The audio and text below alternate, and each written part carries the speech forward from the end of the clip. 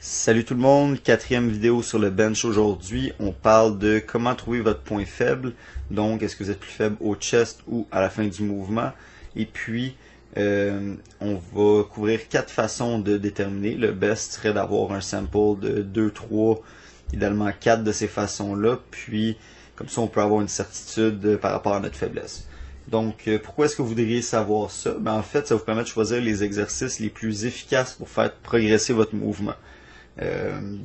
Choisir, mettons, des exercices qui vont entraîner votre lockout quand c'est votre faiblesse va donner beaucoup plus de progrès que des exercices qui focus sur le bas du mouvement.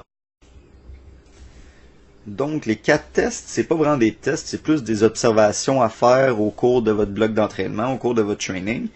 Si jamais vous échouez une répétition qui est à quelque part entre 1, 3 RM, peut-être 5 RM même, notez où est-ce que la barre arrête. Donc, si le mouvement a été raté en bas ou en haut, ça peut être un bon indicateur.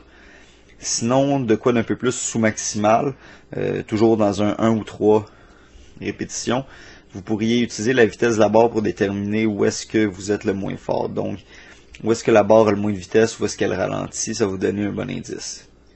Des méthodes qui sont un petit peu plus intéressantes pour moi, j'utilise des résistances variables, donc des chaînes, des élastiques.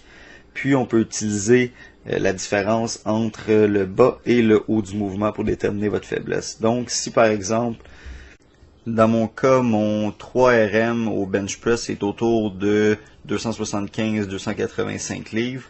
Puis si jamais je mets des chaînes, par exemple, moi c'est un set de 50 livres de chaînes que j'utilise sur 225 livres, je suis pas capable d'aller chercher bien plus que 3-4 répétitions. Donc j'ai un clair point faible au lockout. Un autre indicateur de ça, puis c'est la vidéo que je vais rouler à l'instant, c'est que si jamais je réduis mon amplitude au bench press, je vais même perdre la force, ce qui est contre-intuitif, et ça devrait pas être le cas, sauf si on a une faiblesse très prononcée à la fin du mouvement. Après mon premier set de 8 répétitions à 205 livres, j'ai décidé d'utiliser un board, puis je me suis dit que même si je sais que je suis faible au lockout, j'allais quand même réussir à garder le même poids pour mes séries. Puis je me suis horriblement trompé. Sur ma 8e répétition, on dirait que mes coudes voulaient pas barrer. J'ai failli échouer ma rep, mais une chance que j'ai réussi à monter la barre juste assez haut pour la remettre dans le rack.